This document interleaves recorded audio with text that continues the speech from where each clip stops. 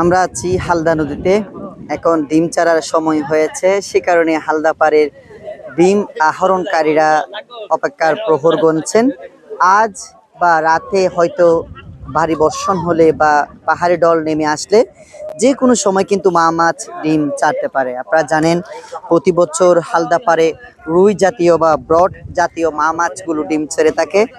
সেই ডিমগুলো আহরণ করতে শত শত মানুষ হালদা পাড়ে অবস্থান করে এবং গত এক সপ্তাহের বেশি সময় ধরে কিন্তু সেই সময়টা এসেছে।